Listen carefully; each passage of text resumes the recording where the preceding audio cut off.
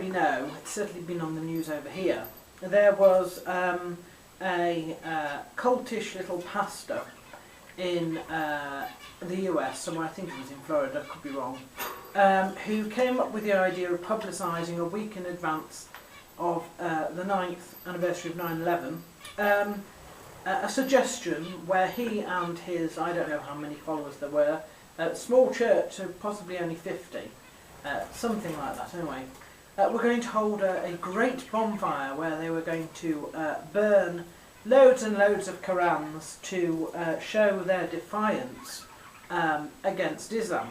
I would say that certainly in terms of 9/11, it's just not the time or the place to even be thinking about Islam really. It's supposed to be a memorial for the people who died. There were rather a lot of them, and it was a huge and international blow that was dealt by the terrorists that day, and I don't think that we can honour anybody's memory by stirring up a hornet's nest.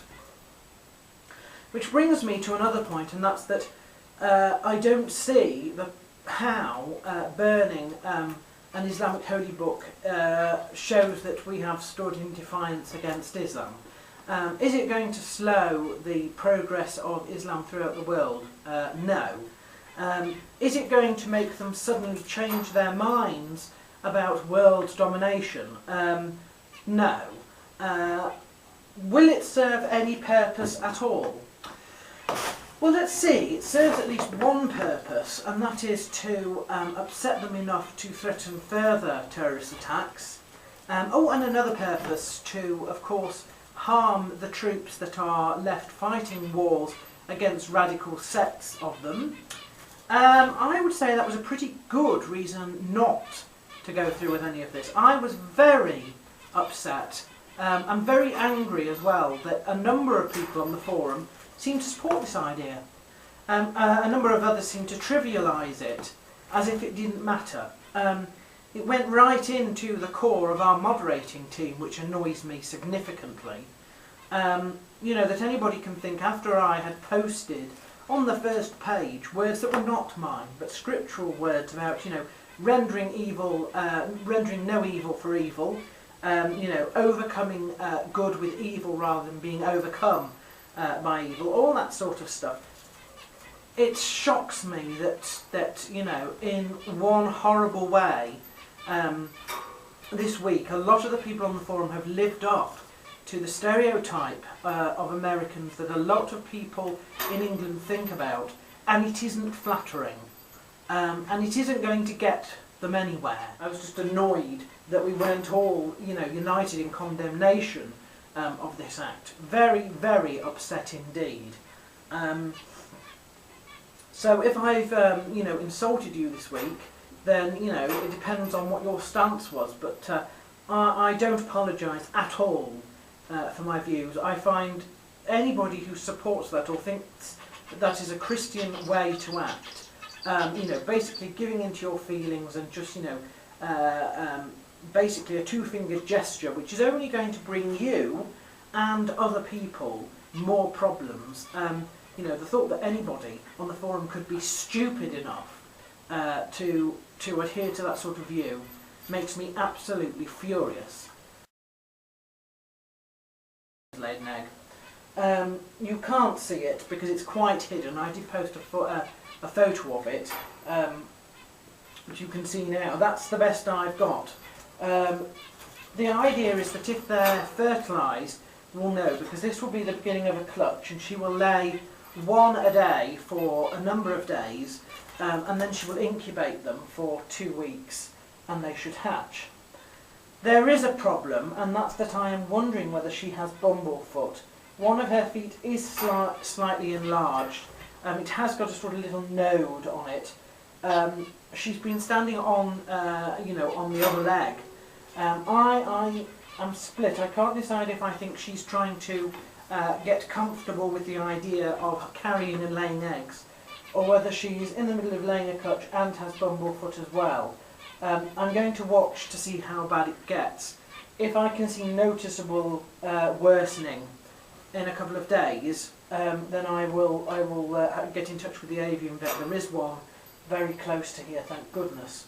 I may also, regardless, try and take Wyman along to that if it doesn't cost too much, because I'm totally defeated by Wyman's scaly face. I really am. I don't know what to do about it.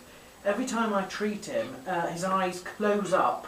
It doesn't seem to get rid of the stuff that's around it. But then, having said that, Jens has spent the last, the last 6 to 8 months in the same cage and hasn't caught it. So I'm beginning to wonder if it is scaly face. Perhaps I'm misdiagnosed. I don't know. So we all have dreams of where we want to be and what we want to be doing. And I remember talking to my parents not so long ago. I don't have it too badly, and I actually have what a lot of people my age and older don't have. I'm living in my own apartment, I'm paying all my own bills, I'm living off my own wage, and I am in full-time employment in the middle of what looks to be a double-dip recession, and also the leftovers of a shattered education system. I haven't done too badly, but it's not exactly where I thought I would be or what I want to do. And with the 5-year anniversary of the job that I'm currently in arising in the next month or two, I'm having to give considerable thought to where I want to be versus where I am. Now, some of you will no doubt think that I have aspirations of greatness and of status and of things like that. Do you know, I have aspirations to be in a position that I enjoy. My parents think that I'm a bit silly. They say that lots of people don't have jobs that they enjoy, and lots of people have, for lots of people, their jobs is a means to an end, a way of creating money for what they really want to do, which is obviously what they spend that money on, one presumes. I'm not happy with living like maybe the majority of other people do, in jobs where they are perhaps there for 20 or 40 or 60 years, working to get a wage, but where their jobs don't necessarily mean much to them other than getting money. I want to be involved, and I want to be enthusiastic, and I want to love what I do. And I realise that that's a big thing. And I also realise that I'm not after status, or rather I'm not after status in the way that other people define it. I would like to do a job, in my opinion, that really matters and makes a difference. That's not necessarily an important job. So it's not necessarily a matter of status. I still haven't exactly decided what I want to do. Do you know, I think that's actually a really, really important point and a real problem. Sometimes I think it would have been better to just have been driven to do something, even if it's not something that I necessarily totally wanted to do, but something that was purpose-driven. Because the problem is I have too much choice, and I just don't know what I want to do, let alone having the skills to do it. So, I'm sorry if this blog has turned out to be a little bit macabre, but I'm going to the woods tomorrow to have a long, hard think about this, and we all know that that's usually when I have my mega breakthroughs. So we'll see.